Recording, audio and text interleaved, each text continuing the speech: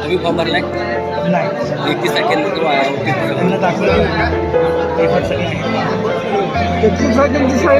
बंद काय काम काय होणार नाही.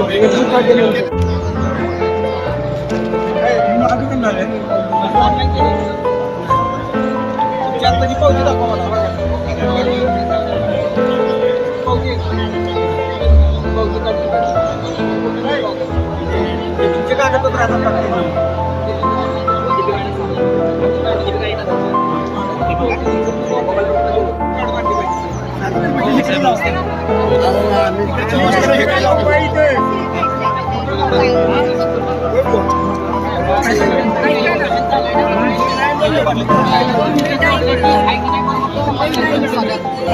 आम्ही काय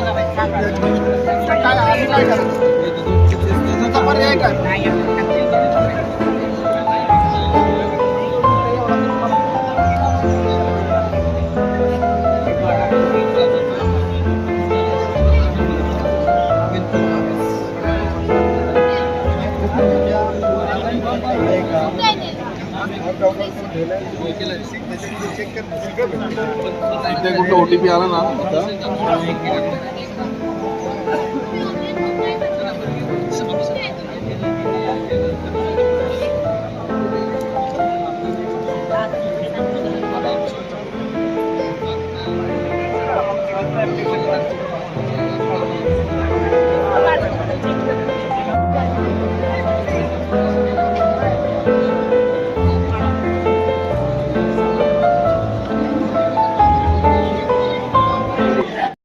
दादा सुरक्षित केलं मुक्काम पोस्ट 7 तालुका कोरेगाव जिल्हा सातारा.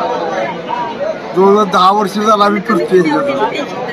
आता मिळेल मग मिळेल काय नाही. आलो मुंबईपर्यंत जाऊन आलो, सगळ्या कोर्टमध्ये जाऊन आलो, गिरण्या सगळे बघून आलो. अर्ज बघायला हुडकून केलं, अर्ज केले, फॉर्म भरला, महाराज पावती आहे, सगळं आहे. पण अजून काय नंबर कुठं लागला नाही. आत्ता मध्ये गेल्या महिन्यातच जाऊन आलो, पण नाही अजून कोण थारा देत नाही काय. बरं, आज हा आमदार शिवेंद्र राजेंनी जो मेळावा घेतलाय त्या मेळाव्यातून तुम्हाला असं वाटतंय की हक्काचं घर मिळेल आपल्याला?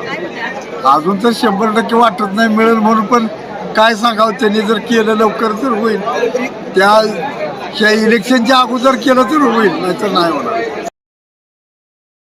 प्रकाश राहणार क्षेत्र माऊली. माझा प्रॉब्लेम असा, मी सातारा इथे माझे वडील मिलला गिरणी कामगार होते. मी त्यासाठी प्रयत्न करीत आहे, परंतु मला प्रशासन इतकं हे करते. 1982चा पोरा मागतं. माझ्या वडिलांना 84 साली रिटायरमेंट झालेले होते, परंतु NTC ऑफिस माझ्या वडिलांची जॉईनिंग देते, पण 84ची रिटायरमेंट देण्यात आलेली आहे. त्यासाठी मी SI ऑफिसला गेलो. SI वाल्यांनी सुद्धा मला RTA करावं. RTA पण मला उत्तर कुठलंही दिले नाही. त्याच्यानंतर परत मी रिप्लाय केला. रिप्लाय करून तर मला RTA अजून काय उत्तर मिळालं नाही. मी 30 नोव्हेंबरला PF ऑफिसला अर्ज केला, पण 30 डिसेंबर झालं तर मला अजून उत्तर काय आलं नाही. मी परत RTA टाकलेले. आज ताकद RTA करून जमलो. सगळी कागदपत्र प्रत्येक प्रशासनाच्या कार्यालयाला मी जाऊन भेट दिलेले, पण कुठलेही कार्यालय मला दाद घेत नाही, उत्तर देत नाही. तेव्हा माझी सरकारला एवढी विनंती आहे की सरसकट सगळ्यांना गिरणी कामगारांना न्याय द्यावा आणि सरसकट गिरणी कामगारांना घरे द्यावी. आज जो शिवेंद्र बाबांनी जो काही मेळावा घेतलाय तुमच्यासाठी, तर त्यातून तुम्हाला हक्काची घरं मिळतील असं वाटतंय का? बाबांच्या मी माहुलीच्या क्षेत्रमध्ये रहिवासी असल्यामुळे मला बाबांच्या पूर्णपणे विश्वास आहे. इथे सगळ्यांसाठी न्यायासाठी लढणार आहेत, कारण की ते शिवाजी महाराजांचे वंशज असल्यामुळे ते प्रयत्न करतील. ही मला पूर्णपणे 100% विश्वास आहे. महाराजांच्या प्रयत्नाला यश येईल. 4-5 वर्षांना मला बहुतेक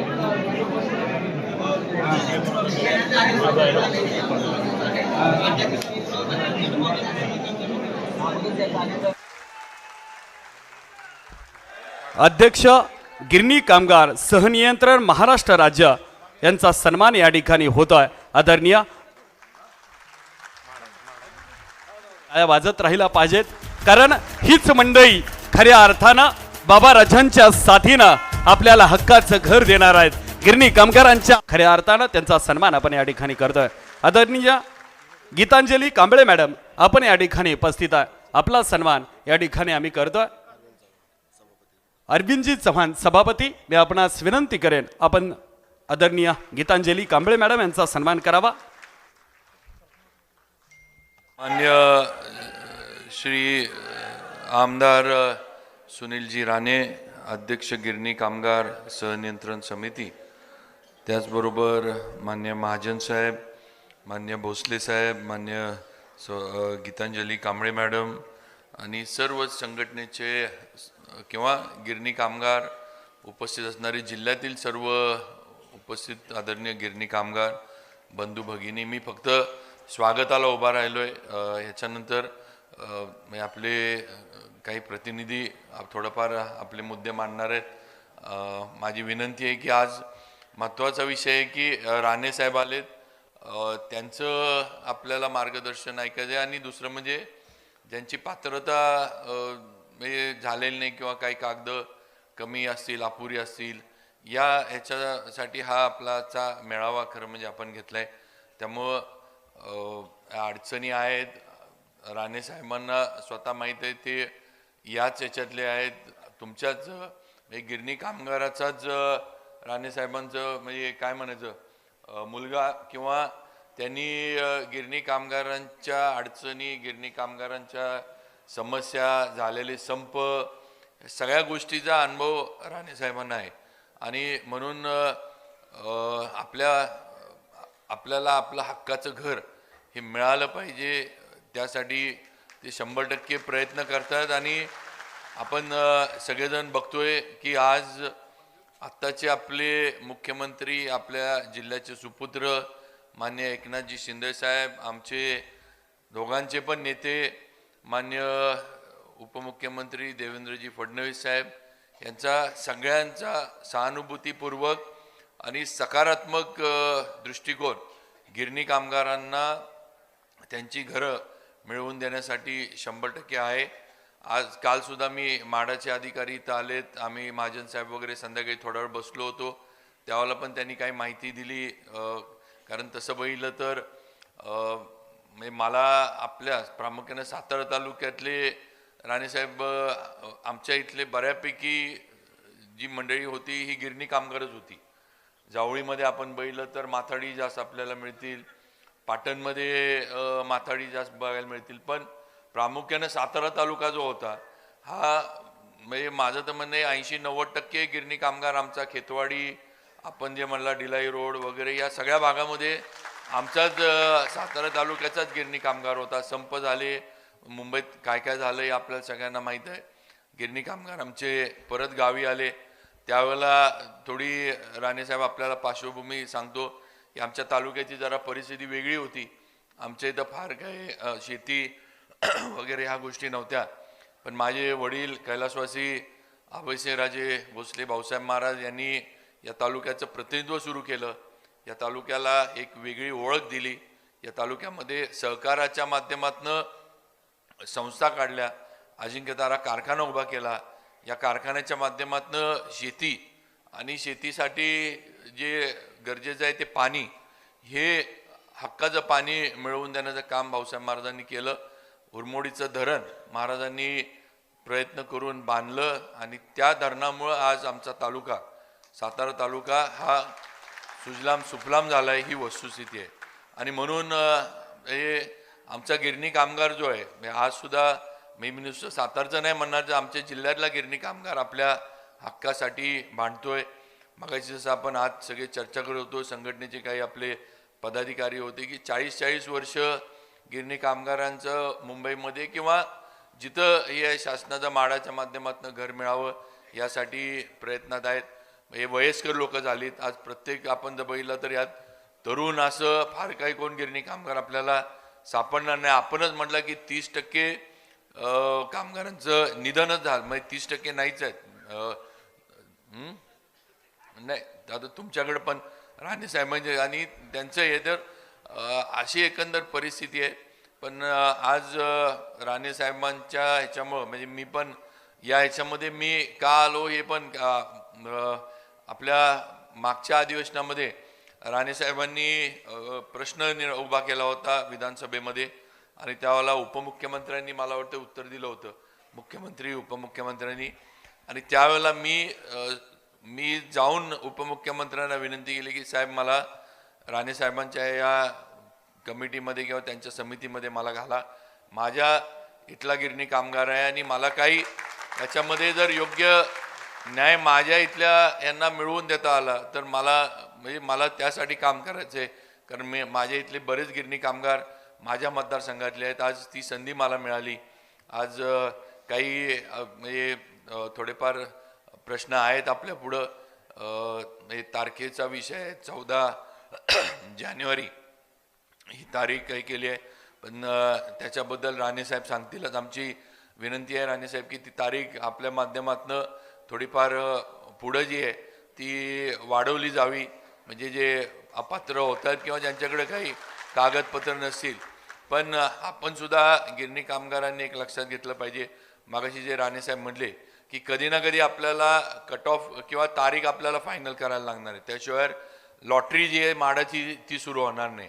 आणि मग जे पात्र गिरणी कामगार झालेत त्या पात्र गिरणी कामगारांना त्या लॉटरीच्या माध्यमातून त्यांची घरं ही मिळणार नाही. जेवढं आपण पुढं नेऊ तेवढं हे सगळं जे आहे हे थोडं पुढं जात राहणार आहे.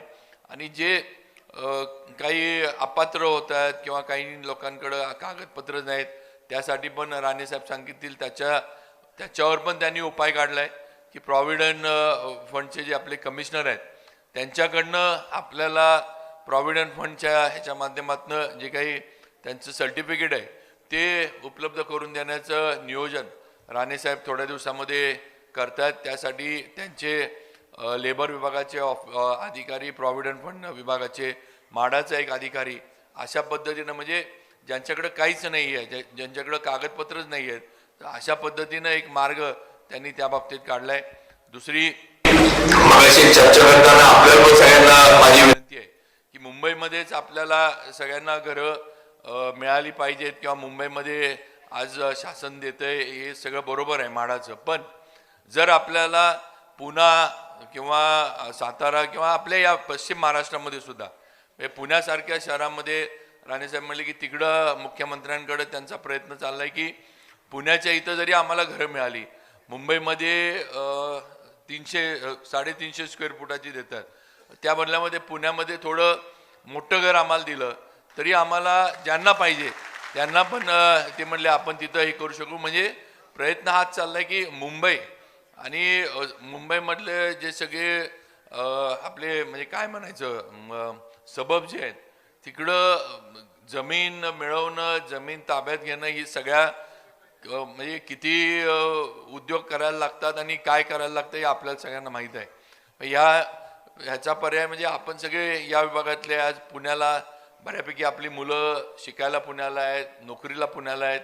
तसं बघितलं तर मुंबईमध्ये फार मुंबईचं जे काही महागाई किंवा मुंबईचं जे काही सगळी तिथली एकंदरी आहे ही आपल्याला काही कोणाला परवडणारी नाही ही वस्तुस्थिती आहे.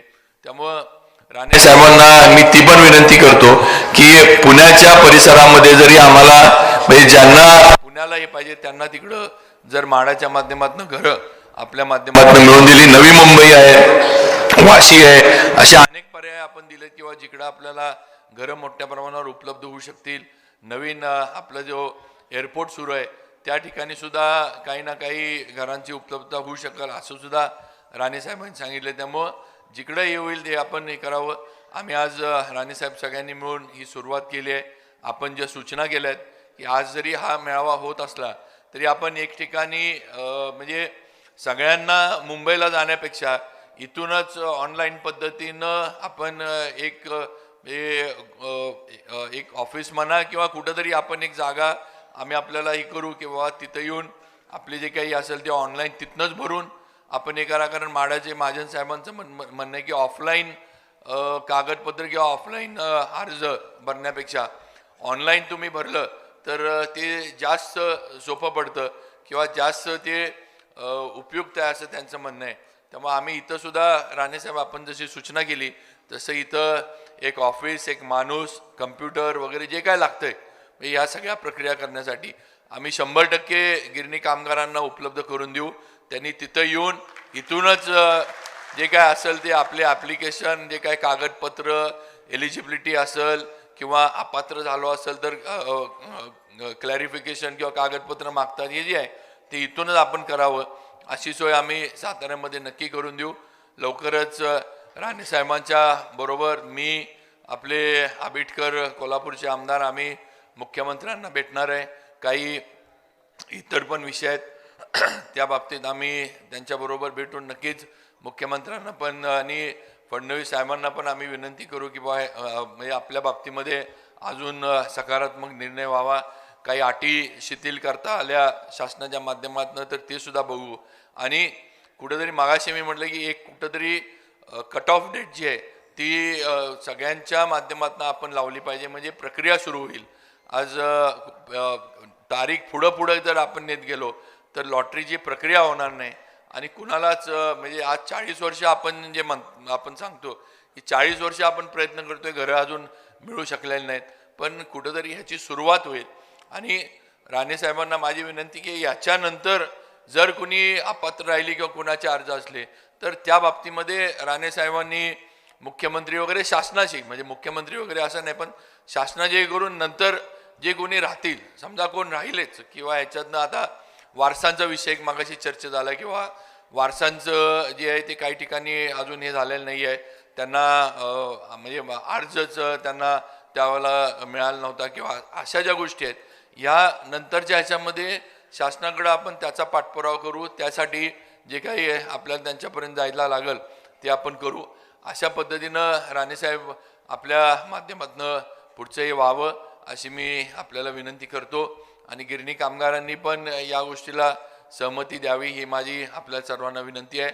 आमचा सगळ्यांचा प्रामाणिक प्रयत्न आहे की तुम्हाला कुठंही कुठलीही फसवेगिरी, कुठलीही जे काही एजंट लोक जे काही चुकीच्या गोष्टी पण काही होतात ह्या कुठंही न होता तुम्हाला तुमचं हक्काचं घर हे लवकरात लवकर मिळालं पाहिजे, हा आमचा सगळ्यांचा प्रामाणिक प्रयत्न आहे. मी, राणेसाहेब आणि आपले आबिटकर साहेब, आमचा हाच प्रयत्न आहे की तुम्हाला हक्काचं तुमचं मिळालं पाहिजे. कुठेही तुमची आता परवाच मला यांनी सांगितलं की डबेवाडीला काही अशी लोक आली आणि त्यांनी सांगितलं की एवढे एवढे पैसे द्या, आम्ही तुम्हाला पात्र करून देतो. तर या असल्या फसवी पैसे विषय राणे साहेबांनी पण आता सांगितलं की पैसे जिथं मागितले जातात तिथं खोटं काम चालू आहे म्हणून. म्हणजे त्यांच्या अशा लोकांच्या नादाला किंवा अशा चुकीच्याला आपण पण कोणी बळी पडू नका ही माझी आपल्याला विनंती आहे. आणि असं जर आपल्याला कुठं काही जाणवलं की असं जर कोण काही मिळावा किंवा कोण काय आपल्याला बोलवत आहे तर आमच्याशी संपर्क साधा. आम्ही प्रशासकीय यंत्रणा तिथं पाठवून किंवा हे खरंच आहे का, म्हणजे ही खरी लोक आहेत का ही पैसे गोळा करायला इथं तुमच्यापर्यंत आलेले आहेत, म्हणजे तुमच्या अडचणीचा फायदा घ्यायला आलेले आहेत का, ह्याची शहानिशा आम्ही करून देऊ तुम्हाला. म्हणजे कुठं चुकीच्या मार्गानं तुमचा कष्टाचा पैसा जो आहे हा जाणार नाही आणि चुकीच्या लोकांकडं तुमचं घर जाणार नाही, हे आपण सगळ्यांनी लक्षात ठेवावं. मी जास्त वेळ घेत नाही कारण पुढचं आपल्याला म्हणजे बाहेर ऑनलाईन बाकीच्या प्रक्रिया तुमच्या ज्या काही राहिल्यात त्या तुम्हाला करायच्या आहेत. मी राणे साहेबांचं साताऱ्यामध्ये परत एकदा स्वागत करतो. म्हाडाचे महाजन साहेब वगैरे सगळे आले त्यांचं स्वागत करतो आणि माझे 2 शब्द थांबवतो. याच्यानंतर आपले संघटनेचे 2 जणच बोलणार आहेत पण त्यांना पण माझी विनंती आहे की थोडक्यात आपले जे काही प्रश्न किंवा जे आपल्या अडचणी आहेत त्या इथं मांडाव्यात, म्हणजे राणे साहेबांना पुढचंही करता येईल आणि महत्त्वाचं म्हणजे आपली बाकीची जी प्रक्रिया आहे ती आपल्याला पुढं सुरू करता येईल. नुसतंच भाषण आणि नुसतंच ह्याच्यावरनं काय होणार नाही. जी आपल्याला प्रक्रिया करायची ती प्रक्रिया पण पात्रतेची जे काय ऑनलाईन अजून कोणाचे फॉर्म भरायचे आहेत काय असेल ती आपल्याला सगळी सुरू करता येईल एवढी माझी विनंती आहे. परत एकदा सर्व माझ्या सातारा जिल्ह्यातील गिरणी कामगारांचं, सगळ्या माझ्या इथं असणाऱ्या माता भगिनींचं मनापासून मी स्वागत करतो. आमच्याकडनं जेवढं शक्य आहे ते आम्ही केलं आहे. आता ह्याच्यामध्ये अगदीच काय सगळे नसेल पण राणेसाहेब जेवढं सगळ्या आमच्या यांचं म्हणजे नाश्ता जेवण वगैरे म्हणजे लांबनं आली अशी काही सगळी साताऱ्यातच आलेली नाहीत. कोण कोरेगावहून आलं आहे, कोण वाईहून आलं आहे, महाबळेश्वर, सांगली असेल, पाटण असेल, अशी लांबनं सगळीजण लोक आलीत आणि सगळ्यांच्या नक्कीच अपेक्षा आपल्याकडनं आहेत. आपण या ह्याच्यातनं म्हणजे आपण गिरणी कामगारांना 100% न्याय मिळवून द्याल याची आम्हाला सगळ्यांना खात्री आहे. आणि आपल्याबरोबर तुमच्या वाटचालीमध्ये, तुमच्या लढ्यामध्ये मी पण आमदार म्हणून तुमच्याबरोबर आहे राणेसाहेब, एवढं लक्षात ठेवा. त्यामुळे तुम्ही जिथं गिरणी कामगारांच्या प्रश्नासाठी जिथं तुम्ही बोलवाल तुमच्याबरोबर उभा राहायला 100% या सर्वांचा प्रतिनिधी म्हणून मी आपल्याबरोबर असेन एवढा आपल्याला शब्द देतो आणि माझ्या गिरणी कामगारांना पण शब्द देतो आणि थांबतो. जय हिंद, जय महाराष्ट्र. त्याच्या ज्या काही अडचणी असतील ते म्हाडाच्या माध्यमातून सोडवण्याचा प्रयत्न केलेला आहे. म्हाडाचे अधिकारी तितकाच सहकार्य आपल्याला करतात. मुंबईमध्ये गेल्यानंतर त्यांच्या काय अडीअडचणी आहेत ते लगेच तिथं सोडवून देतात. त्यामुळे गिरणी कामगारांनी न घाबरता आता तुम्ही पात्रता निश्चित इथं करून घ्या. त्यामध्ये जर कुणाला काही अडचणी असतील तर तुम्हाला सगळ्या मिलचे 58 मिलचे आपण बाहेर ॲड्रेस दिलेले आहेत. ते ॲड्रेस तुम्ही लिहून घ्या. त्याच्यानंतर तुम्ही सर्व्हिस सर्टिफिकेट काढून घ्या आणि ते अपलोड करा. ते केल्यानंतर तुम्हाला लगेचच पात्रता निश्चित तुमची होऊन जाईल. त्यामुळं तुम्हाला मुंबईला वगैरे जाण्याची आवश्यकता नाही. जे काय तुम्हाला मिळणार आहे ते आता सातारमध्येच तुमचं गिरणी कामगारांचं सगळी सोय होणार आहे. आणि दुसरी गोष्ट आता बाबांनी आपल्याला सांगितलेलं आहे की ह्यातनं पण काही गिरणी कामगार राहतील तर त्यांच्यासाठी आपण एक सातारमध्येच एक असं ऑफिस टाकून देणार आहे बाबांनी आता सांगितल्या पद्धतीनं. तर त्या पद्धतीनं आपल्याला जर ऑफिस मिळालं तर त्याच पद्धतीनं आपण अजून जेवढे काही गिरणी कामगार याच्यातून राहतील त्यांचं पण आपण तिथं निरसन करणार आहोत. आणि मला बोलायची संधी दिली एवढंच बोलून मी थांबतो. हा क्रांतिकारकांचा जिल्हा, क्रांतीची ज्योत सातारा जिल्ह्यात प्रहटतीये त्या गिरणी कामगारांच्या न्याय हक्कासाठी सर्वांनी एकत्रित सन्मान करायचा. बघा एकदा हात वरती जोरदार टाळी झाली पाहिजे आपल्या बाबा राजांसाठी.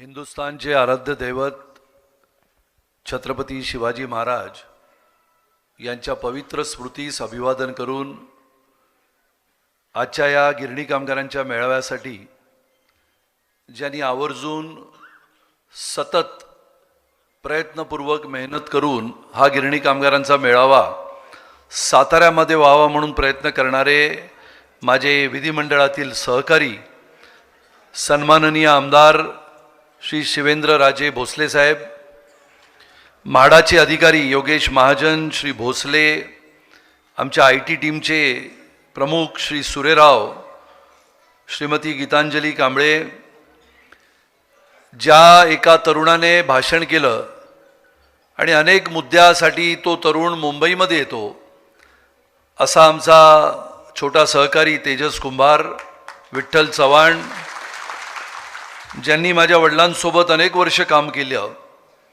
असे आनंद मोरे आणि सन्माननीय या साताऱ्याचे सुपुत्र आणि ज्यांनी खऱ्या अर्थाने महाराष्ट्राला एक वेगवान दिशेने नेण्याचं काम केलं असे आमचे आदरणीय मुख्यमंत्री श्री एकनाथराव शिंदेसाहेब आणि उपमुख्यमंत्री श्री देवेंद्रजी, या सगळ्यांना सर्वप्रथम नमस्कार करून आजच्या या गिरणी कामगाराला मी वंदन करतो. या गिरणी कामगारांनी खऱ्या अर्थाने आपली मुंबई सजवली आणि मग ही मुंबई त्यावेळची कशी होती, काय होती आणि या मुंबईमध्ये साधारणपणाने 1960 ते 1982चा तो कालावधी जर आपण लक्षात घेतला, मगाशी आपल्या थरथरत्या आवाजामध्ये पवार काका सांगत होते आणि ते सगळं ऐकत असताना माझ्या डोळ्यासमोर त्यावेळची आपली मुंबई. आज या साताऱ्यामध्ये आल्यानंतर धोतर घातलेला, सफेद लेंगा घातलेला, साधं शर्ट घातलेला आणि डोक्यावर आपली हक्काची या गिरणी कामगाराची टोपी घातलेलं हे वैभव दिसणारं हे साताऱ्याचं सभागृह आहे. तुम्ही इकडे राहिलात तर त्यांना दिसेल, काहीच दिसत नाही त्यांना. इकडे राहा, सगळे इकडे राहा ना. फोटो नंतर काढू आपण. काढा, या इकडे या सगळे. फोटोपेक्षा जास्त त्यांना ऐकलं पाहिजे ना. आणि मग या गिरणी कामगाराने काय नाही केलं. मला आठवत आहे त्यावेळेचा तो काळ जेव्हा तुम्ही सगळे इथे बसलेले जे आहेत, एकतर कोण घोडपदेवला राहत असेल, कोण लालबागला राहत असेल, डिलाईल रोड असेल, लोअरपरेल असेल, सनमिल गल्ली असेल, आणि मग त्यावेळेला बैठकींच्या गाळ्यामध्ये राहत असलेल्या आपल्या गिरणी कामगाराची संख्या किती होती, तर जवळजवळ 40, 50, 100 लोक आपल्या त्या गिरणी कामगारांच्या गाळ्यामध्ये माधव भुवनला सुद्धा राहत होते. त्या कमला मिलमध्ये येत असताना, श्रीनिवासमध्ये येत असताना, मातुल्यला, एम्पायर डाईंगला, श्रीनिवासला करत करत रघुवंशी पासून सक्सेरिया आणि व्हिक्टोरियापर्यंत अशी लाईन लागायची. मग आता इतक्या वर्षानंतर या गिरणी कामगारांच्या विषयाला हात घालण्यासाठी का करावं लागलं, तुम्हा सगळ्यांना माहिती आहे, तुम्ही साधारणपणाने 82चा संप झाला आणि आपापल्या गावाला निघून आलात.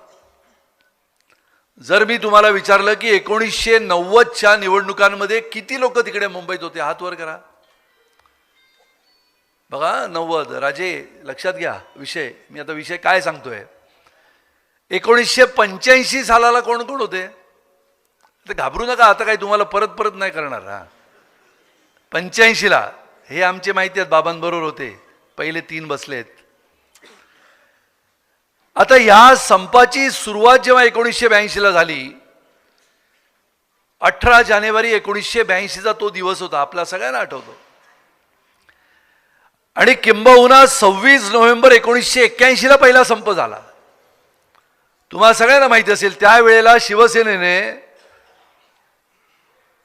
स्वर्गीय हिंदू हृदय सम्राट शिवसेना प्रमुख बाळासाहेब ठाकरे साहेबांनी त्यावेळेला गिरणी कामगार सेना म्हणून पहिल्यांदा 26 नोव्हेंबर 1981ला संप केला.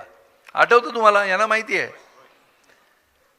आणि तो संप आमच्या घरामधून त्याचा कॉल दिला गेला, कारण का आमचे काका त्यावेळेला शिवसेनेचे शाखा प्रमुख होते, यांना माहिती आहे जे होते.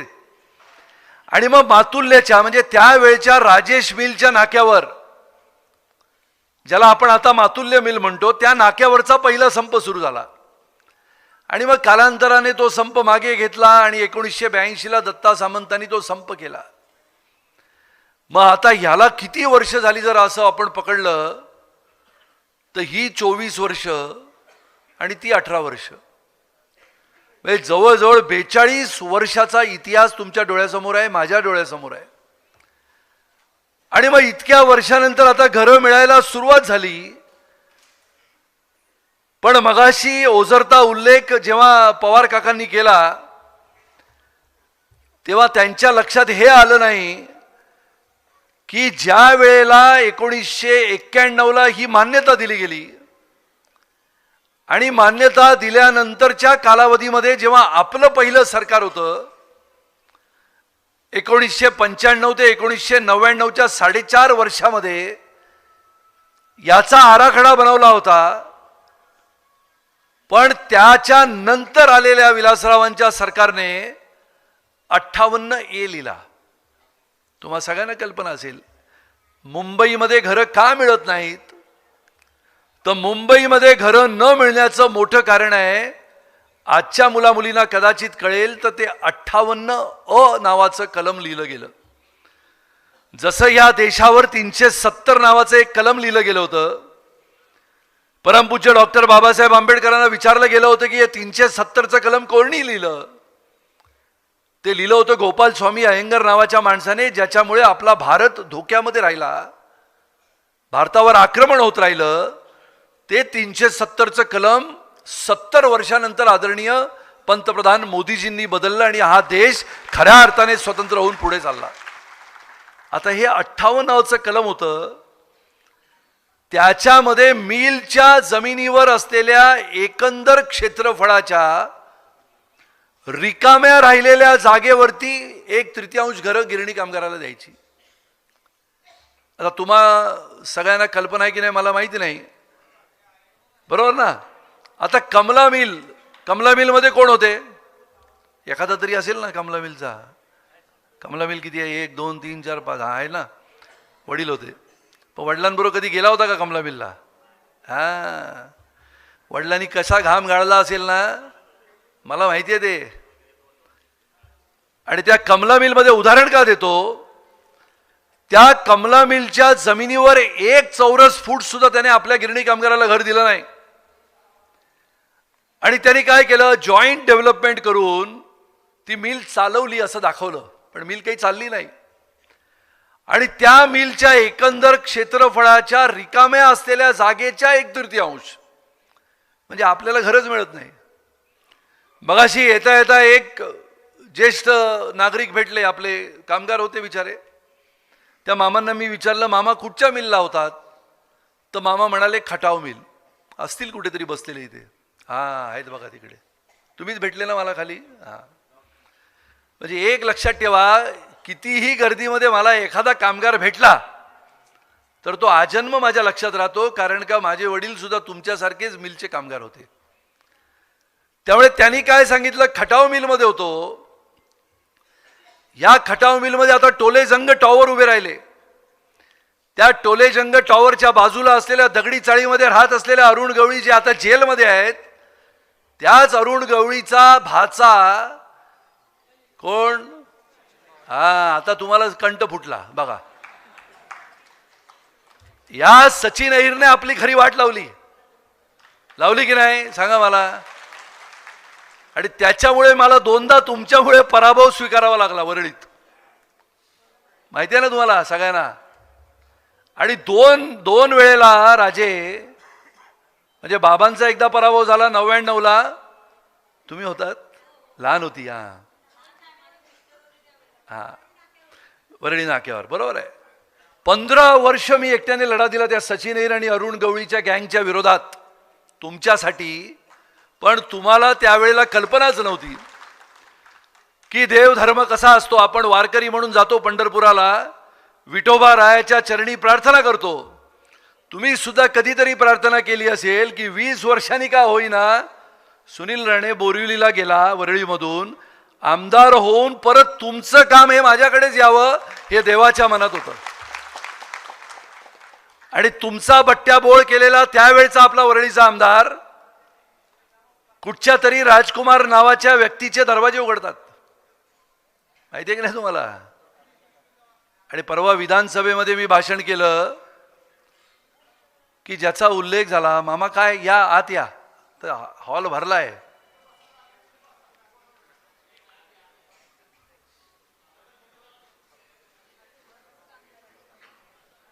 काम करू आपण, काही त्याची चिंता नाही आपल्याला. आणि काम केलं म्हणून 20 वर्षाचा संघर्ष केला ना वरळीत, आणि माझ्या एवढा संघर्ष तिकडच्या शिवसेनेने सुद्धा केला नाही. आणि त्यामुळे जाऊ दे, तो आज विषय नाही. जरा शांत झालात तर सांगतो तुम्हाला. आणि मग त्यावेळेला यांचं सरकार आलं 2020 मध्ये. मी तुम्हाला का सांगतोय की घरं आपण घरं तयार केली. 2012ला त्यावेळचे मुख्यमंत्री होते पृथ्वीराज चव्हाण. पहिली लॉटरी झाली. पहिल्या लॉटरीमध्ये जवळजवळ 19 मिलमधल्या 6,925 घरांची लॉटरी झाली. मग त्यामध्ये अपोलो होती, Elphinstone, India United mill number 2, mill number 3, Jupiter, Kohinoor, Mumbai, Don, Shriram, Piramal, Simplex, Standard, Swadeshi, Swan, Kurla आणि स्वान शिवडी, बरोबर की नाही. आणि मग असं करत असताना 2014 मध्ये सन्माननीय मुख्यमंत्री म्हणून देवेंद्रजी मुख्यमंत्री झाले. आणि कधी नव्हे ते त्यांच्या प्रयत्नामुळे 2 लॉटऱ्या झाल्या. 2016ला पण झाली, 2016च्या डिसेंबरमध्ये झाली.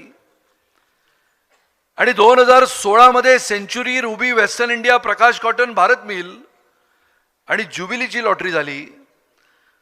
आणि त्याच्यानंतर 2016 मध्ये पुन्हा एकदा 2,417 सदनिकांची लॉटरी झाली.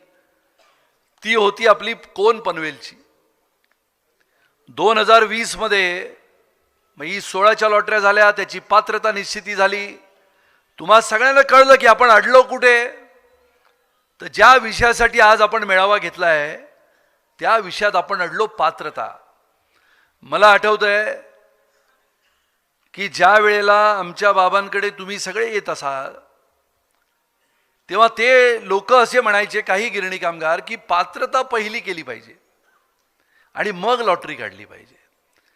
आता हे आनंद मोरे वगैरे आता म्हणतायत की लॉटरी काढा, पात्रता करा, तारीख ठरवा. आपण जर तेव्हा पात्रता केली असती पहिली आणि नंतर लॉटरी काढली असती तर अजूनही 5,000 घरं आहेत, तयार आहेत. पण आपण तुम्हाला ती द्यायला उशीर होतोय कारण का पात्रता निश्चित नाही.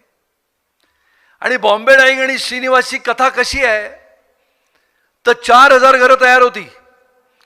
2020 मध्ये सन्माननीय मुख्यमंत्री म्हणून उद्धव ठाकरेजीने लॉटरी काढली. आणि लॉटरी काढल्यानंतरच्या 2020 मध्ये कोरोना आला. 20 पूर्ण गेलं, 21 पूर्ण गेलं, 22 अर्ध गेलं. 22च्या जून मध्ये सरकार बदललं आणि एकनाथराव शिंदेजींच्या नेतृत्वामध्ये सरकार आलं 2.5 वर्षाने.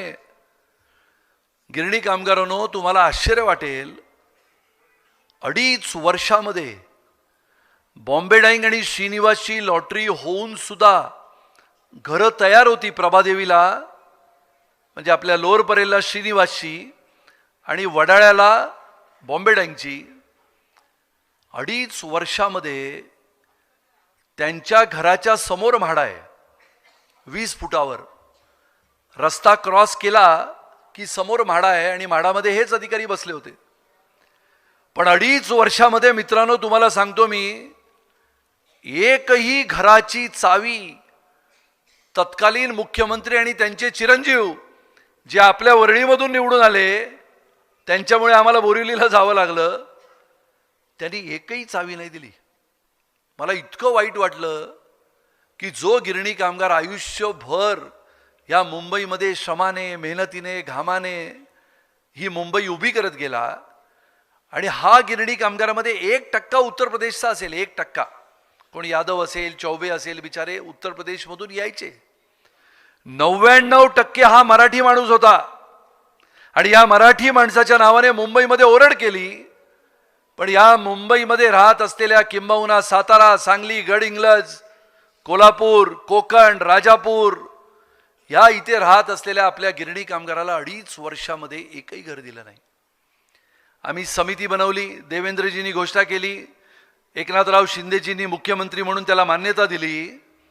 आम्ही जेव्हा फायली उघडल्या तेव्हा लक्षात आलं या 2.5 वर्षामध्ये फक्त 26 कागद, ज्याला आपण म्हणू ना कागदावर ताबा दिला, पण एकाही गिरणी कामगाराला घर दिलं नाही. आणि गेल्या 5 महिन्यामध्ये आपण 1600 गिरणी कामगारांना बॉम्बे डाईंग आणि श्रीनिवासच्या चाव्या हातामध्ये देऊन त्यांना राहायला आपल्या घरामध्ये पाठवलंय. आता विषय आला की पात्रतेचा. तुमच्यापैकी किती जणांनी या हॉलमध्ये बसलेल्या आता ऑनलाईन किंवा ऑफलाईन मध्ये अर्ज केले? हात वर करा. सगळ्यांनी. महिलांनी केले असतील कदाचित, खाली करा. आता माझा प्रश्न शांतपणाने ऐका. दुसरा, ज्यांनी अर्ज केले त्यांच्याकडे 2011, 2010 आणि 2017चा म्हाडाची पावती होती. हात वर करा. बघा हात कमी झाले आहेत आता. म्हाडाची पावती, हा ठीक आहे, खाली करा. आता म्हाडाची पावती होती, पण आपल्याला माहिती होतं की आपल्याकडे कागदपत्रच नाही आहेत, किंवा आपण ती म्हाडाची पावती सारस्वत बँक किंवा आणखीन कोणती तरी बँक किंवा आपलं युनियन यांच्याकडे दिलं, पण ते पुढे गेलंच नाही. असे किती कामगार आहेत की ज्यांना आता कागदपत्रच नाही आहेत पण फॉर्म भरलाय? हात वर करा. ते बघा, हळूहळू करा. बरं, खाली करा.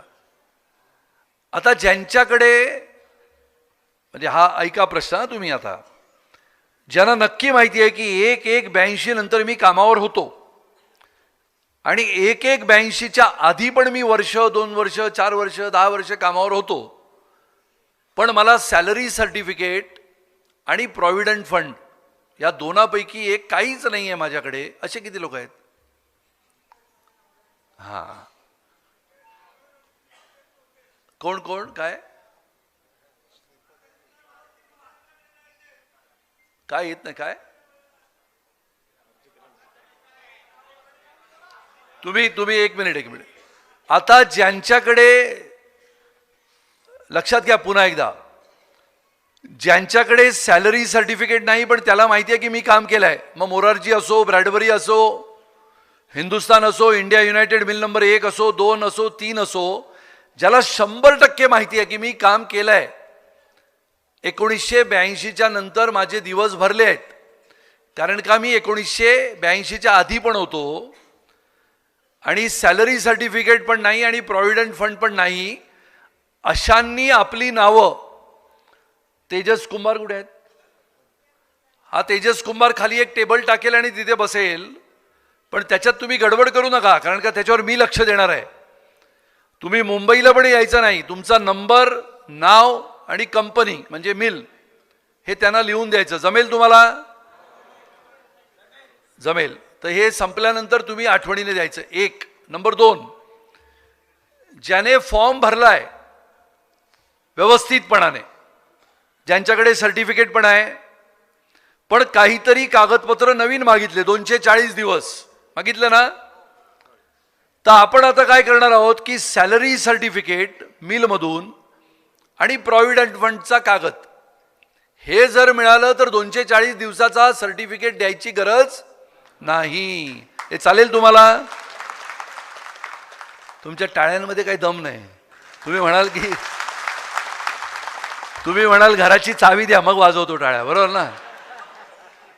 नाही, त्याच्यामुळे मला माहिती आहे हे किचकट आहे आणि तरी मी जिद्दीने करतोय. म्हणजे आता आमच्या राजे साहेबांना तेवढं अंदाज येणार नाही कारण का ते साताऱ्यात बसलेत. मला माहिती आहे कारण का मी ह्याच्यात मनापासून प्रयत्न करतोय. म्हणजे तुम्हाला घर मिळावं म्हणजे मला का वाटतंय, कारण का आमचं लहानपण हे तुम्हा सगळ्यांना बघण्यातच गेलंय आणि त्यामुळे कुठे ना कुठे देवाला स्मरून आपल्याला वाटतं की तुम्हाला आयुष्यात कोणी ना कोणीतरी मदत करावी, ती आमच्या हातून झाली तर तुमचं आयुष्याचं कल्याण व्हावं म्हणून काम करतो.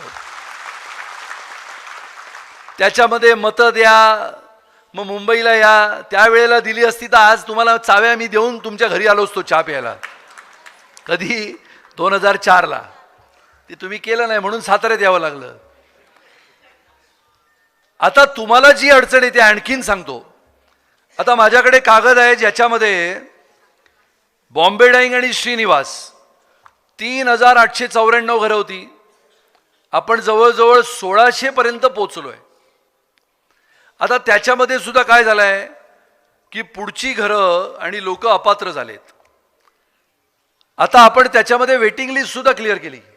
146 लोकांची वेटिंग लिस्ट पण क्लिअर केली. माझी विनंती तुम्हा सगळ्यांना आहे की जो आपला मित्र असेल, त्यावेळेचा बॉम्बे डाईंगमध्ये असेल, श्रीनिवासमध्ये असेल, ज्याला लॉटरी लागली आहे, त्याला सांगा जाऊन पैसे लवकर मुंबई बँकेकडनं घे. ते पण आपण तयार केलं आहे. तुम्हाला व्याज लावलं होतं उशीर होतो म्हणून, माहिती आहे का तुम्हाला? ते सुद्धा व्याज आपण रद्द केलं. माननीय मुख्यमंत्र्यांना सांगून ते व्याज रद्द करून तुम्हाला पैसे भरायला आम्ही मोकळीक केली. आता कोण पनवेलला जी घरं दिली आहेत ती 2016ची घरं आहेत. अनेक लोकांनी पैसे भरले. 2017मध्ये पैसे भरले. तुम्ही बघा 2023 गेलं, 2024 आलं, आपण घर नाही देऊ शकलो सरकारने. मग आता सरकार जेव्हा चावी देत आहे ना आता, तेव्हा मी सरकारला म्हटलं की ज्या गरीब गिरणी कामगारांनी बिचाऱ्याने लोन काढलं, बँकेतनं कर्ज घेतलं, 2017मध्ये 6 लाख रुपये भरले. 2017 सरकारने चावी दिली नाही. चुकी कोणाची? सरकारची. आता तो गिरणी कामगार बिचारा दारोदार फिरतो, काहीतरी छोटा मोठा उद्योग करतो, हातगाडी लावतो, चहाचा ठेला लावतो आणि त्या बँकेचं कर्ज भरतो. मी सरकारकडे अशी मागणी केली, राजेंना माहिती असेल की मी म्हटलं जोपर्यंत तुम्ही त्याला चावी देत नाही आणि जेव्हा चावी देणार तेव्हा त्यावेळच्या भरलेल्या 6-6.5 लाखाचं व्याज कोणाकडे आहे? तर म्हाडाकडे. मग त्याचं व्याज जर म्हाडाने घेतलं तर पुढची 3-4 वर्ष त्याच्याकडनं मेंटेनन्सचं भाडं घ्यायचंच नाही. मान्य आहे तुम्हाला? काही समजलं नाही ना तुम्हाला? त्यामुळे गिरणी कामगाराला कुठे ना कुठेतरी आपण आसरा देतो आहोत. भरलेल्या पैशावरचं व्याज म्हाडाकडे जमा आहे, त्यामुळे त्यांनी त्या व्याजावरचे त्यांचा मेंटेनन्सचा पैसा त्यांनी भरावा. आता तुम्हाला पात्रता आणि अपात्रता झाल्यानंतर जसं आपले सन्माननीय आमदार म्हणाले, राजे म्हणाले की तुम्हाला घरं मुंबईतच मिळाली पाहिजेत, आमचं पण मत आहे. पण वास्तविकता बघितली तर आता खटावचा विषय मी मगाशी म्हटला तर खटावमध्ये साधारणपणाने 7,400 कामगार होते. पुढे मागे असतील मामा, बरोबर ना? आता 7,400 कामगारांना भायखळ्यामध्ये किमान 2,000 तर घर दिली पाहिजे होती. मग त्यावेळेला आता जेलमध्ये असलेले अरुण गवळी आणि आमदार नसलेले पण आता झालेले मागच्या दरवाजाने त्यांचे भाचे, ते ताईंना माहिती आहे सगळा इतिहास. आता मागच्या दरवाजाने आमदार झाल्यानंतर सुद्धा विधान परिषदेमध्ये तुमच्यासाठी एकही प्रश्न विचारला नाही. आणि मग खटाव मिलची जमीन कर्मधर्म संयोगाने देवाने कुठे पाठवली ती जमीन? बोरिवलीत. बोरिवलीत आमदार कोण? सुनील राणे. बघा कशी परिस्थिती आणली देवाने.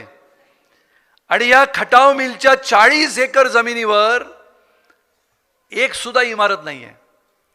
नियम काय सांगतो की जमिनीच्या शिल्लक असलेल्या त्या जागेवरचं 1/3 तिकडे काहीच नाही आहे.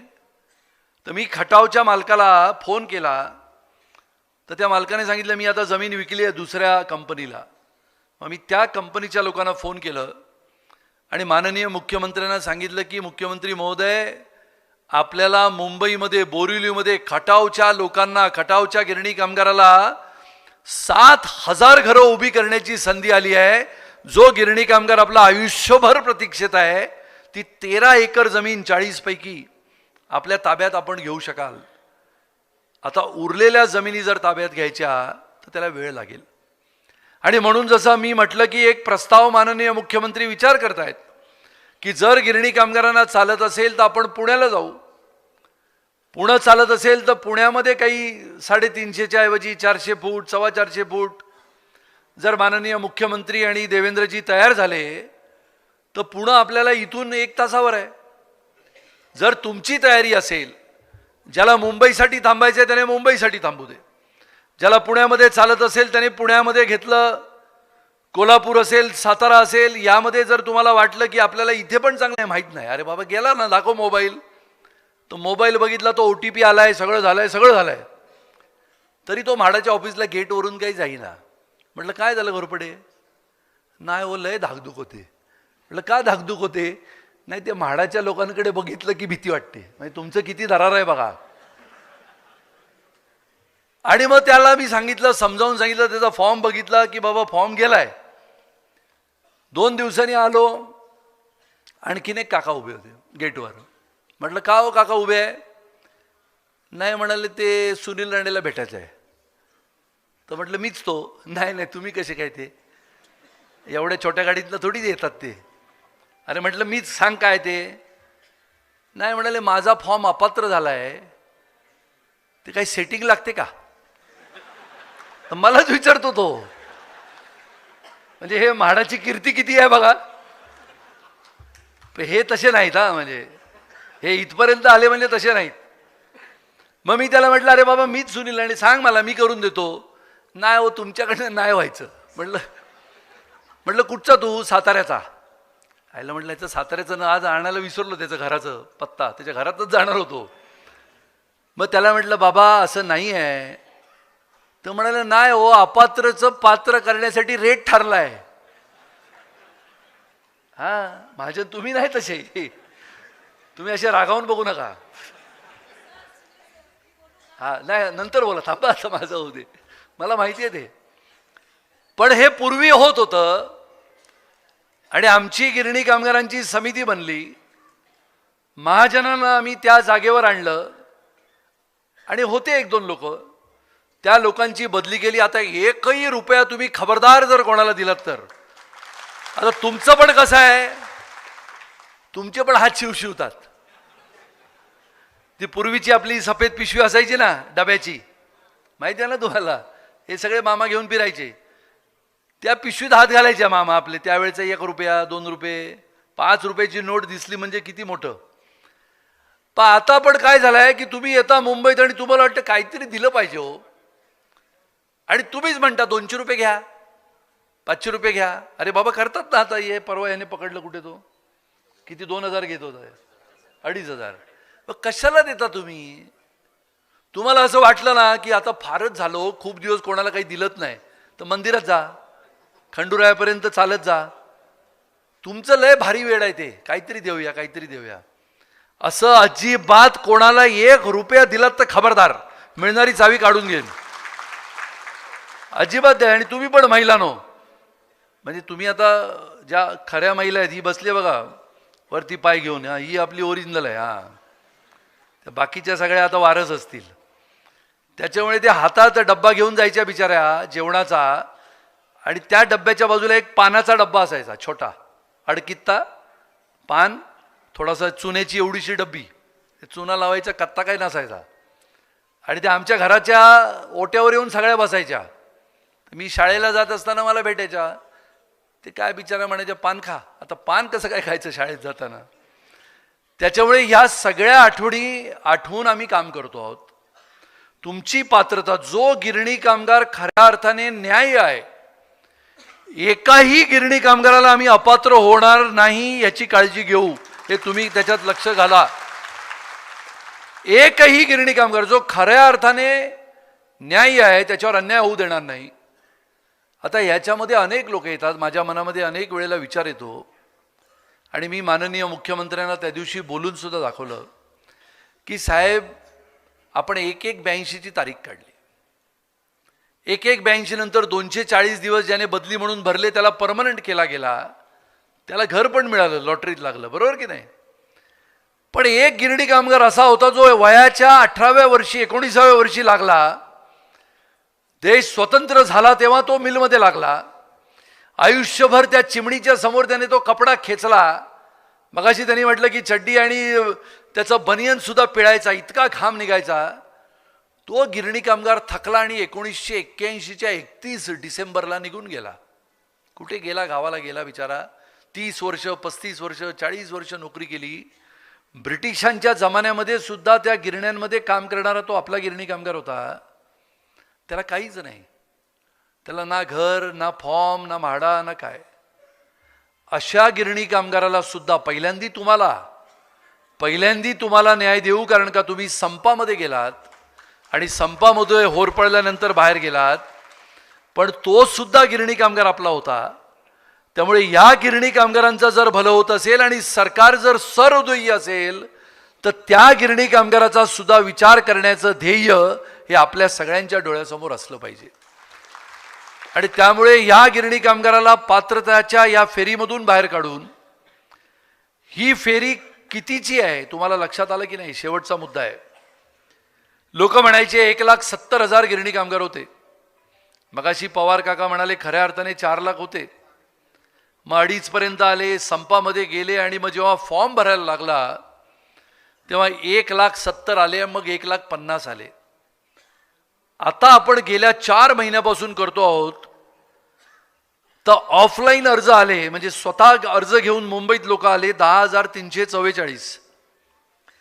त्यापैकी पात्र झाले 6,626. जे अपात्र म्हणता येणार नाही, पण ज्यांना आपण थोडं थांबवलंय असे साधारणतः 2,900 आहेत. ऑनलाईन ज्यांनी कम्प्युटरमधून, मोबाईलमधून अर्ज केले असे आहेत 90,332. बघा तुम्ही. आणि त्या 90,332 मधून डिसेंबरच्या 29 तारखेपर्यंत पात्र झालेले 70,113 आहेत. विचार करा, गेल्या 15 वर्षामध्ये पात्र झालेल्या गिरणी कामगाराची संख्या होती 15,000. आणि गेल्या 5 महिन्यामध्ये एकनाथराव शिंदेजींच्या नेतृत्वामध्ये आणि देवेंद्रजींच्या नेतृत्वामध्ये, अजितदादांच्या पण नेतृत्वामध्ये आपण पात्र केलेल्या गिरणी कामगाराची संख्या आहे 76,000. हा ऐतिहासिक कार्यक्रम आपण गेल्या 5 महिन्यामध्ये केला आहे. आता तुम्ही म्हणाल की 76,000 पात्र झाले, घरं कुठे आहेत? तुमचा स्वाभाविक प्रश्न आहे. आता घरं जी 5,000 तयार आहेत, ज्यांनी कोण पनवेलला म्हटलं आम्हाला जायचं आहे, ज्यांनी म्हटलं रांजणोळीला आम्हाला जायचं आहे, तयार आहे, ती 5,000 घरांपैकी 2,417 घरांची लॉटरी पण झाली. आता 2,521 घरांची लॉटरी ही जानेवारी महिन्यामध्ये करायची आहे. ज्याला वाटतं की आपण पनवेलला जावं तो पनवेलला जाईल. ज्याला वाटतं आपण पुण्यामध्ये जर माननीय मुख्यमंत्री म्हणाले की घरं देऊ तर पुण्याला जाऊ. ज्यांना वाटतं अजून वाट बघू मुंबईला जायला, त्यांनी मुंबईसाठी थांबलं पाहिजे. जो खटाववाला आहे त्याला माझी आग्रहाची विनंती आहे की खटाववाल्याने थोडं थांबलं पाहिजे. जर ती खटावची जमीन आपल्याला बोरिवलीमध्ये ताब्यामध्ये आली तर खटावच्या कामगारांचं भवितव्य हे बोरिवलीमध्येच निश्चित होईल.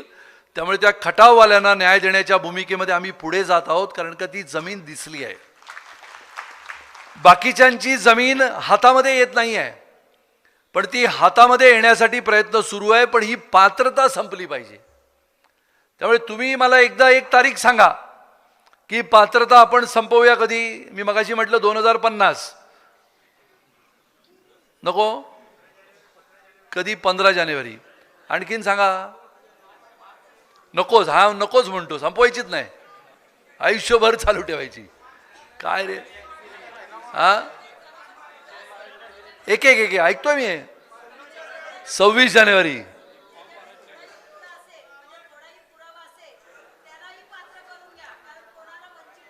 नाही, कोणालाच नाही ठेवत. तुम्ही पात्रतामध्ये आपण आता एकच पुरावा घेतो आहोत, तो पण मी म्हटल्याप्रमाणे तो पण पुरावा किती 31 मार्च 2040. अरे कधी कसं करणार हा. 30 जानेवारी 31 जानेवारी करायची का. हात वर करा. 31 जानेवारी. बघा, माझ्या घरावर मोर्चा आणू नका, कारण तुम्हाला खूप दिवस मोर्चा नाही की तुमचे हात शिवतात. चला 31 जानेवारी करायची. राजेंना पण मान्य, तुम्हाला सगळ्यांना मान्य. काय काय सांगा. 31 जानेवारी. आणि तुम्हाला एक मिनिट ऐका, तुम्हाला वाटलं की फारच अडचण होते, आमचा फॉर्म जात नाही आहे, आपण आता सेंटर सुरू करू साताऱ्यासाठी राजेसाहेबांकडे, आणि त्या सेंटरमध्ये आमचे म्हाडाचे लोकसुद्धा लागल्यास परत कधीतरी एक दिवस येतील, कारण का हा एक 5-6 हजार लोकांचा समूह असेल. आपण कोल्हापूरला गेलो, आपण जवळजवळ 9,000 लोकांची पात्रता निश्चित केली कोल्हापूरला. तशी आपण साताऱ्याला करू, म्हणजे सातारा असेल, पाटण असेल, कोरेगाव असेल, सांगली असेल, सगळे आजूबाजूचे. तर ते आपण करून 31 जानेवारीला जर संपवलं तर आम्हाला जागा शोधता येतील. फेब्रुवारीमध्ये आचारसंहिता लागेल, लोकसभेच्या निवडणुका लागतील, लोकसभा संपल्या परत 2 महिन्यांनी विधानसभा लागतील. त्यामुळे जर काही जागा मिळाल्या तर आपल्याला त्या जागेवर इमारती बांधण्यासाठी म्हाडाला पैसे जमवावे लागतील. आणि त्यामुळे या गोष्टीला कुठेतरी आपण संपवण्याचा निर्णय घेतला पाहिजे. 31 जानेवारीला सर्वानुमते आपण ऑफलाईन आणि ऑनलाईन दोन्ही बंद करणार. चालेल. बघा आता तुमच्या दमदी होय. 31 जानेवारी 2024 या वेळेला ऑफलाईन ऑनलाईनचे दरवाजे बंद, कोणत्याही दुकानात जायचं नाही. कोणालाही काही वाटलं आता 2000ची जुनी नोट पडली आहे, तिला जाळून टाकायची, पण द्यायची कोणाला नाही. आता थांब रे बाबा, नवीन आधी पहिले ह्यांचं तर होऊ दे, नवीनचं पण करू. आता याच्यामध्ये ऐका, तुमच्यासाठीच मुद्दा आहे. ऐका मामा, ऐका शांतपणाने. थांबा, एक मोठा मुद्दा आहे तुमच्या बोलण्यातनंच आला. जो गिरणी कामगार पात्र आहे असं त्याला वाटतंय, पण त्याला हे तिन्ही फॉर्म भरण्यासाठी त्याला लक्षातच आलं नाही. हा मुद्दा आहे ना तुमचा, लक्षातच आलं नाही, पण तो बिचारा तसाच राहिला गावाकडे. अशा गिरणी कामगारांना संधी देण्याबाबत विचार करू, पण हे लाईन बंद झाल्यावर चालेल. असे अनेक गिरणी कामगार आहेत ज्यांनी फॉर्मच भरला नाही. होय होय, तुम्ही इकडनं पण आक्रमण, तिकडनं पण आक्रमण. त्यामुळे ते पण करू आपण, ते पण करू. आता कागदपत्र ज्याच्याकडे नाही त्याचं मी सांगितलं ना मगाशी मराठीत, कन्नडमध्ये सांगू, तेलुगूमध्ये, आपण सांगितलं ना बाबा. त्यामुळे तरी तुम्हाला हे संपल्यावर तुम्ही मला भेटा. आता कागदपत्र ज्यांच्याकडे नाहीत अजिबात, पण फॉर्म भरलाय आणि तो फॉर्म भरलेला आहे आणि आपण ऑनलाईनला गेलो की म्हाडावाले म्हणतात की अपात्र आहे, सबमिट द डॉक्युमेंट असं येतं ना. त्यामुळे असा जो माणूस आहे त्याने नाव तेजस कुंभारकडे नोंदवायचं, त्याला सॅलरी सर्टिफिकेट किंवा प्रॉव्हिडंट फंड. आता हे आम्हीच करू, तिथे तुम्ही येऊ नका. जेव्हा लागेल तेव्हा तुम्हाला फक्त सही करायला तिथे जावं लागेल. त्याची योजना मी करतो. प्रॉव्हिडंट फंडच्या कमिशनरशी माझं बोलणं झालं आणि ते मला म्हणाले की आम्ही ते द्यायला तयार आहोत. त्यामुळे प्रॉव्हिडंट फंडचा कागद सुद्धा आपल्याला चालतो. तो किंवा सॅलरी सर्टिफिकेट, या 2 गोष्टी मी तुम्हाला मिळवून देण्याचा प्रयत्न करेन. तुम्ही मुंबईला येऊ नका, तेजस कुंभारसाठी संपर्क करा, तिथून आम्हाला संपर्क होईल. तुम्हाला फारच झालं की खूप दिवस एस टीमध्ये बसले नाही, तर एस टीत बसा आणि 10व्या मिनिटाला उतरा. मुंबईला येऊ नका उगीच, म्हणजे त्रास करून घेता, त्याच्यामुळे ते चांगलं नाही. त्यामुळे मला असं वाटतं की आजच्या या कार्यक्रमाला तुम्ही सगळे जमलात.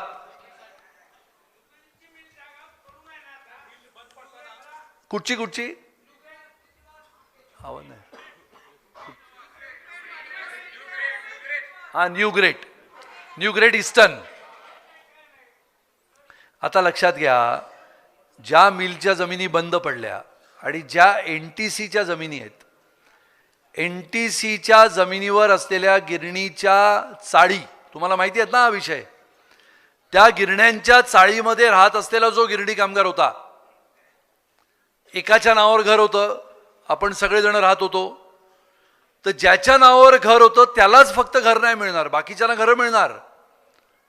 त्यामुळे गिरण्यांच्या NTCच्या गिरण्यांच्या जमिनीवर असलेल्या चाळी, त्या चाळीमध्ये राहत असलेला जो गिरणी कामगार होता, जो गाळा म्हणून राहत होता, तो एखाद्याच्या नावावर तो गाळा होता, पण बाकीच्यांना ते हे मिळणार, घरं मिळणार. ती तुम्ही चिंता करू नका. आता होय अरे होय बाबा, गिरणी मालक जो आहे, या गिरणी मालकाशी संगनमत केलं तेव्हा आपलं सरकार नव्हतं. त्यामुळे या गिरणी मालकांकडनं जमिनी ताब्यात घेण्यासाठी एक कमिटी बनवली होती त्यावेळेला पृथ्वीराज चव्हाण यांच्या सरकारने, मॉनिटरिंग कमिटी. त्या मॉनिटरिंग कमिटीला एक निवृत्त न्यायाधीश आहेत अग्यार म्हणून. त्या सन्माननीय श्री अग्यारना मी आणि आता राजे 9 तारखेला भेटणार आहोत आणि तेव्हा त्यांना सांगणार आहोत की या मिलच्या जमिनी मालकाकडनं ताब्यात घ्या. आता याला वेळ तर लागेल. याला जेव्हा वेळ लागेल तेव्हा जी घरं तयार आहेत ती तर आपल्या गिरणी कामगाराला द्यायला पाहिजेत की नाही. त्यामुळे ती पहिली देऊ.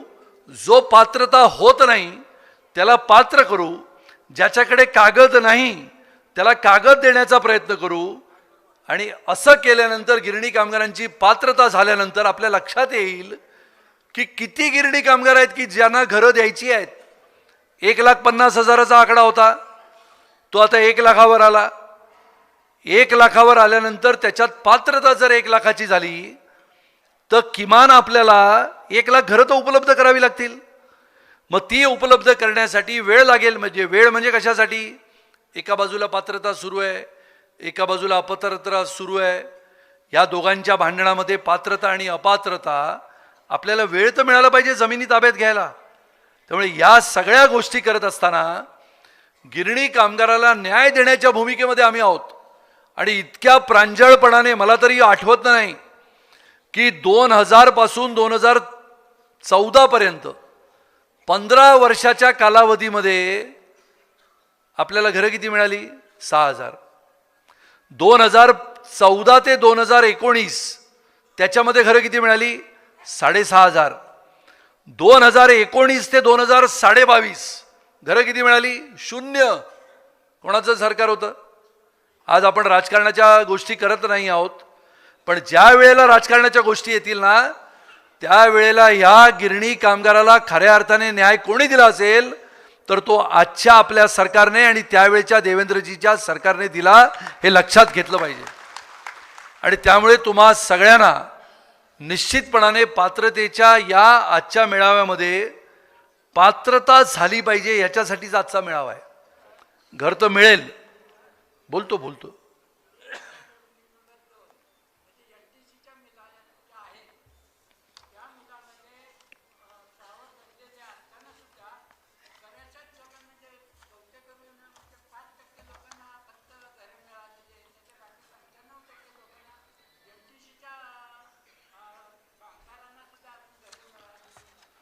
NTCची कोणती? सीताराम, जाम, मधुसूदन, मिल नंबर 2 काळा चौकीची ना. आता इंडिया युनायटेड मिल नंबर 2 आणि 3 सांगतो तुम्हाला, बसा. इंडिया युनायटेड मिल नंबर 2 आणि 3 मध्ये 16 एकर जमीन होती, बरोबर आहे. आता या 16 एकर जमिनीवर साधारणपणाने 66,000 चौरस मीटर ही जमीन होती. याच्यात 1/3, 1/3, 1/3 या नियमाप्रमाणे 1/3 हिस्सा सगळ्या मिलचा महानगरपालिकेला गेला मुंबईच्या. तो मुंबईच्या महानगरपालिकेने वाटा जसा खटावचा 1/3 होता, रघुवंशीचा होता किंवा फिनिक्सचा होता, असा सगळा 1/3 वाटा महानगरपालिकेने इंडिया युनायटेड 2 आणि 3 मध्ये आणला आणि 44,000 स्क्वेअर मीटर म्हणजे साधारणपणाने 10 एकरवर एक म्युझियम बांधायचा निर्णय घेतला गेला. कारण का वारसांना नोकऱ्या द्या, मुंबईमध्ये गिरणी कामगारांच्या वारसांना नोकऱ्या द्या म्हणून या म्युझियम तयार झाल्यावर याच्यामध्ये 250 मुलांना आणि मुलींना नोकऱ्या द्या हा विषय घेऊन तेजस कुमार मुंबईत आला. आणि मग मी त्या मिलला भेट दिली, त्या म्युझियमला भेट दिली. मग माझ्या लक्षात आलं की 3 वर्षापासून ते म्युझियम रखडलंय आणि त्याच्यात उरली फक्त 22,000 स्क्वेअर मीटर जागा. म्हणजे किती? तर 5 एकर. आता ही 5 एकर मी मागितली सरकारकडे की ही आम्हाला द्या, मग म्हाडाच्या माध्यमातून घरं बनवून तुम्हाला, जसं तुमचा प्रश्न आहे की NTCने आता सांगितलं, माननीय पंतप्रधानांनी सांगितलं की NTCच्या मिल या आता आम्ही सरकारच्या ताब्यात देत आहोत, सरकारने याच्यावर योजना बनवावी. आता सरकार त्याच्यावर योजना बनवत असताना आपल्या मूळ गिरणी कामगाराला त्या मिलमधील तिथेच घर मिळावं म्हणून आपण प्रयत्न करतो आहोत मामा. म्हणून ती जागा जर आपल्या ताब्यात आली तर आपण तिथे 2,000 घरं होत आहेत. तुमच्याकडे कामगार किती होते? 1,800, बरोबर की नाही? आपल्याकडे आकडा आहे त्यांचा. त्यामुळे या पद्धतीमध्ये आम्ही काम करतो आहोत. आज आपण या मेळाव्याला येऊन पात्रता निश्चित करण्याचा अधिकार जो आपला आहे तो म्हाडाबरोबर करावा. 31 जानेवारीला, आताही तुम्हाला वाटलं की धाकधूक वाटते तर मला सांगा, 10-15 दिवस, 31 जानेवारीला आपण दोन्ही इंजिन बंद करू आणि पात्रता जी झाली आहे त्याची लॉटरी घोषित करून टाकू. त्यामुळे त्या लॉटरीच्या आधारे ज्या लोकांना घरं जी उपलब्ध आहेत ती घरं मिळण्याचा मार्ग सुकर होईल.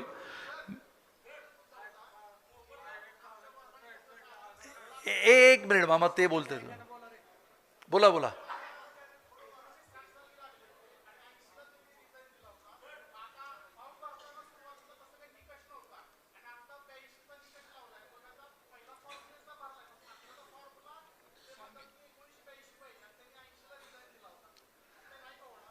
आपण मी मगाशीच सांगितलं की एक 82चा मुद्दा तुम्ही शांतपणाने ऐका. 82चा मुद्दा जेव्हा आणला गेला तेव्हा तो साधारणपणाने काळ होता 91 आणि त्याच्यानंतर 2002 जी पहिली लॉटरी झाली 2012ची.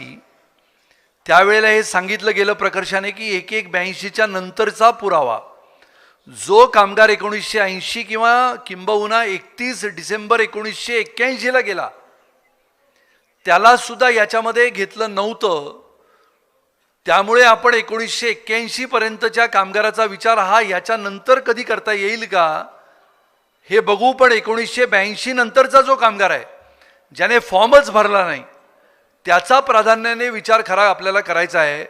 त्यामुळे तुमचे सगळे प्रश्न आता याच्या पुढे माननीय आमदार शिवेंद्रराजे भोसले साहेब आता या सगळ्या प्रश्नाला उत्तरं देऊ शकतील. आता ते तयार झाले आहेत.